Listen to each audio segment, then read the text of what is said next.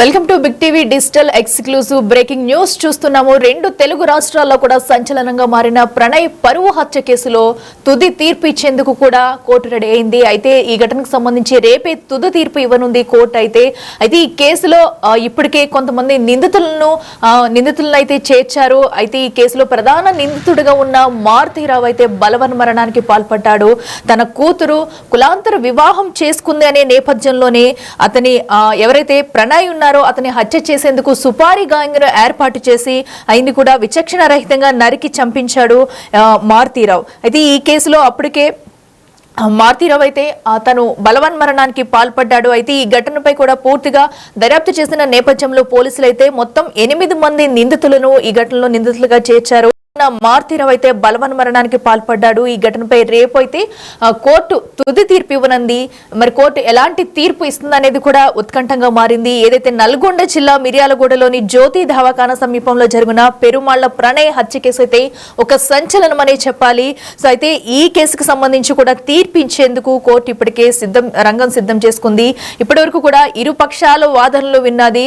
ఇరుపక్షాల వాదనలు విని అన్ని అంశాలను కూడా పరిగణలోకి తీసుకుని జడ్జిమెంట్ ఇచ్చేందుకు కూడా అటు కోర్టు అయితే సిద్ధమైంది. ఇప్పటికీ ఈ కేసులో మొత్తం 8 మందిని నిందితులుగా చేర్చారు పోలీసులు. అయితే రేపు ఎలాంటి తీర్పు ఇస్తుంది కోర్టు అనేది కూడా ఉత్కంఠంగా మారింది. అయితే ఈ కేసుపై ఇరుపక్షాల వాదనలు, సాక్ష్యాలు, ఆధారాల సమర్పణ పూర్తి కావడంతో ఈ నెల 10న తుది తీర్పు వెలువరించేందుకు కూడా 2 అదనపు సెషన్స్ కోర్టు అలాగే ఎస్సీ ఎస్టీ కోర్టు జడ్జి సిద్ధమయ్యారు. ఇక 2018 సెప్టెంబర్ 14న మిర్యాలగూడలో ప్రణయ హత్య జరగగా ఆయన తండ్రి బాలస్వామి ఫిర్యాదు చేశారు. ఆయన ఫిర్యాదులో కూడా క్లియర్ గా చెప్పారు ఆయన కొడుకుని ఎలా చంపారు అనేది కూడా.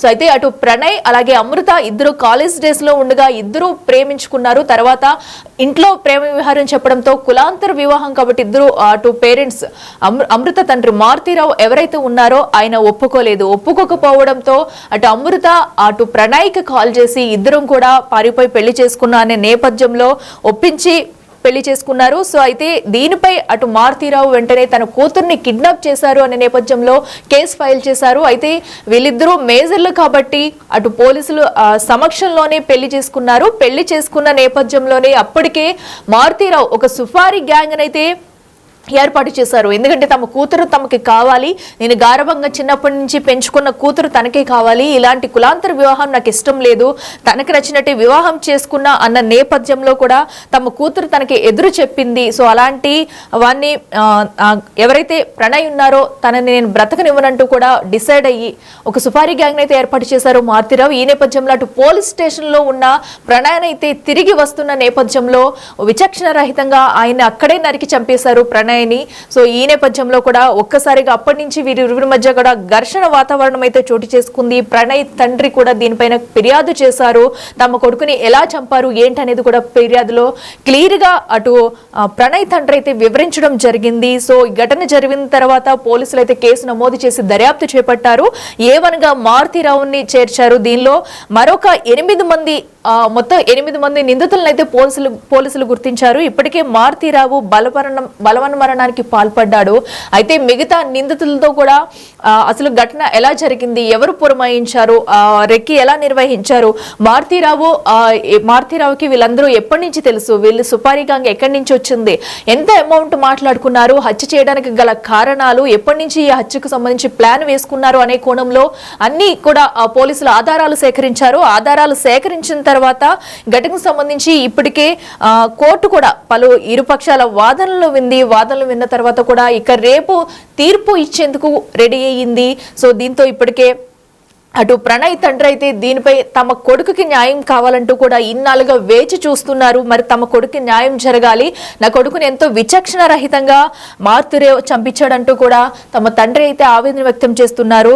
మరో పక్కనైతే అటు అమృత కూడా తమ భర్త చనిపోయిన తర్వాత ఎంత బాధలు పడింది అనేది కూడా మనం చూస్తున్నాము. మరోపక్క తమ తండ్రి కూడా బలవన్ మరణానికి పడడంతో ఏదైతే ఘటన జరిగిందో దాన్ని జీర్ణించలేక బలవన్ మరణానికి పాల్పడ్డాడు మారుతీరావు అయితే. ఎందుకంటే తన పరువు పోతుంది, తమ కూతురు కులాంతర వివాహం చేసుకుంటే మా కులంలోనే చేసుకోవాలి అన్న నేపథ్యంలో తమకి ఈ ప్రేమ పెళ్లి ఇష్టం లేదు అన్నట్టుగా మారుతీరావు తమ కూతురు తమకు కావాలి, తమ కూతుర్ని తాము తీసుకెళ్తాము అని ఒక ఆలోచించి ఎవరైతే ప్రణయ్ ఉన్నాడో అతను లేకుండా చేస్తే తమ కూతురి తమ దగ్గరికి తిరిగి వచ్చేస్తుంది అని ఆలోచించుకుని కూడా ఈ ఘటనకి పాల్పడినట్లు తెలుస్తుంది.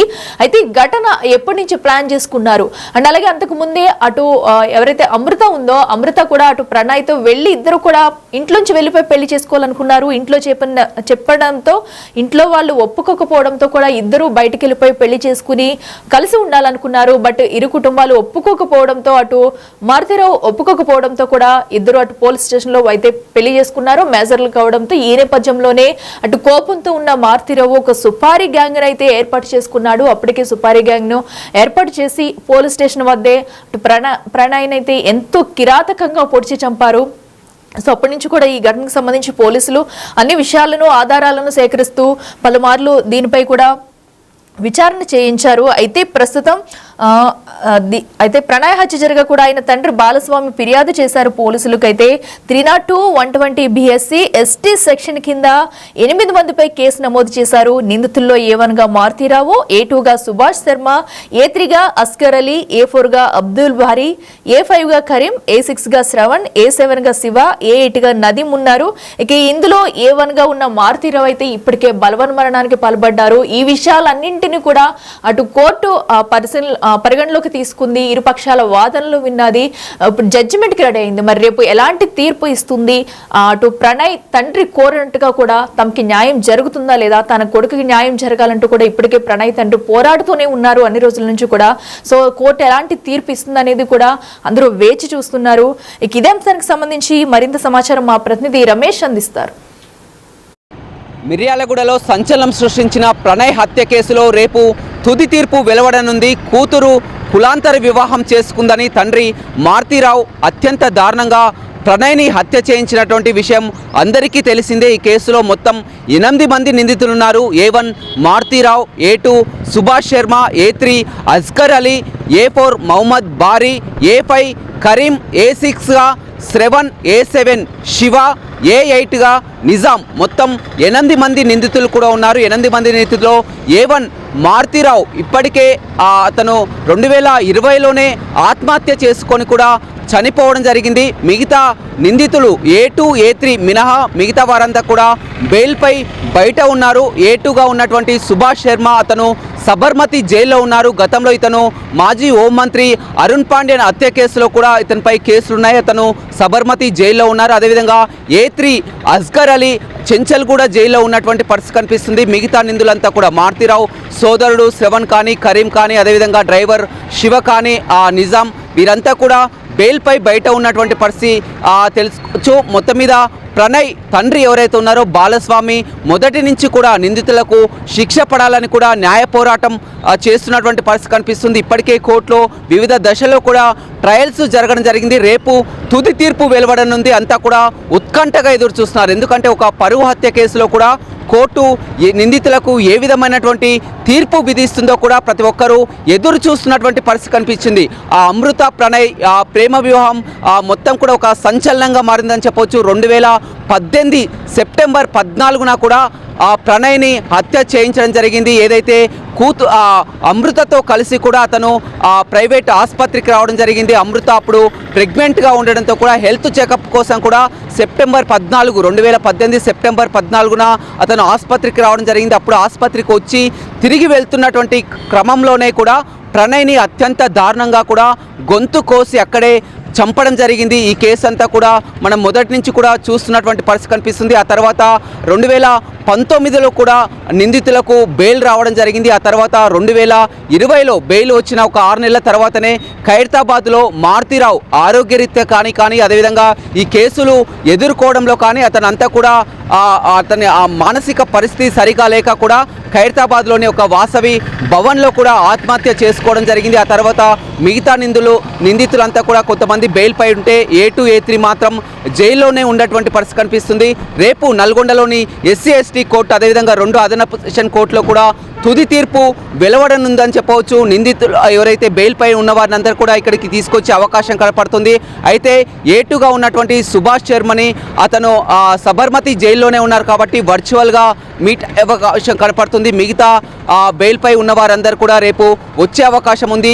ఏదేమైనప్పటికీ కూడా ఒక ఉత్కంఠగా ఎదురు చూస్తున్నారు. ఎందుకంటే పరువు హత్య కేసులో నిందితులుగా ఉన్నటువంటి వారికి ఏ శిక్ష పడుతుందని కూడా ఎదురు చూస్తున్నటువంటి పరిస్థితి కనిపిస్తుంది. దాదాపు 2018 సెప్టెంబర్ 14 అంటే 2018 నుంచి ఇప్పటి వరకు 7 సంవత్సరాల తర్వాత కేసు తుది దశకు వచ్చింది. రేపు తుది తీర్పు వెల్లడి అవుతున్నటువంటి నేపథ్యంలో కూడా మొత్తం ప్రణయ్ తండ్రి ఎవరైతే ఉన్నారో బాలస్వామి మొదటి నుంచి కూడా న్యాయ పోరాటం చేస్తూ వారికి కఠిన శిక్ష పడాలని కూడా ఎదురు చూస్తున్నటువంటి పరిస్థితి కనిపిస్తుంది. ఈ ఉత్కంఠకు రేపు పులి స్టాప్ పడే అవకాశం అయితే కనపడుతుంది. వీడియోస్ రవితో Ramesh, big TV, Nalgonda.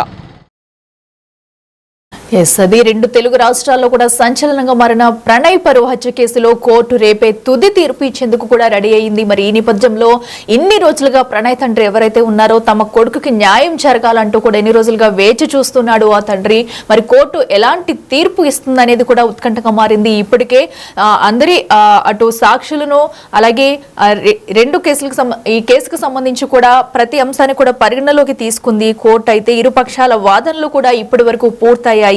So అన్ని కంప్లీట్ అయిన నేపథ్యంలో రేపే తుది తీర్పు ఇవ్వనుంది కోర్టు. అయితే ఇప్పటికీ ఈ కేసుకు సంబంధించి కూడా మొత్తం 8 మంది నిందితులు ఉండగా అటు ఏమనగా ఉన్న మారుతీరావు అయితే బలవన్ మరణానికి పాల్పడ్డాడు. సో అప్పటి నుంచి ఘటన జరిగినప్పటి నుంచి కూడా అటు అమృత అయితే తన సింగిల్ గానే ఉంటుంది, అటు ఇంటికి కూడా వెళ్ళలేని పరిస్థితి అయితే నెలకొంది. మరో పక్కన అయితే ప్రణయ్ తండ్రి కూడా తమ కొడుకు న్యాయం జరగాలంటూ చూస్తున్నారు. అయితే అప్పటి నుంచి కూడా ఈ కేసు వాదనలు జరుగుతూనే ఉన్నాయి. తుది తీర్పు అయితే రేపు రానుంది. మరి ప్రణయ్ హత్యకు సంబంధించి ఎలాంటి తీర్పు ఇస్తుంది అనేది కూడా ఉత్కంఠంగా మారింది. సో ఇన్ని రోజులు కూడా ఈ కేసుకు సంబంధించి వేచి చూస్తూ ఉన్నారు ప్రతి ఒక్కరు కోర్టు ఎలాంటి తీర్పు ఇస్తుంది అనేది. సో అయితే వీరిద్దరు కులాంతర వివాహం చేసుకున్నారు అనే నేపథ్యంలోనే మారుతీరావు అయితే ఒక సుపారీ గ్యాంగ్ ను ఏర్పాటు చేసి తమ అల్లుడు ఎవరైతే ఉన్నారో అటు ప్రణయ్ అయితే కిరాతకంగా హత్య చేయించాడు. సో ఈ నేపథ్యంలో ఆయన అనంతరం కూడా బలవన్ మరణానికి పాల్పడ్డాడు. అయితే మిగతా అటు నిందితులు ఎవరైతే ఉన్నారో వారిపై ఇప్పుడు ఎలాంటి యాక్షన్ తీసుకుని ఉంది, కోర్టు ఏం తీర్పిస్తుంది అనేది కూడా ఉత్కంఠంగా మారింది.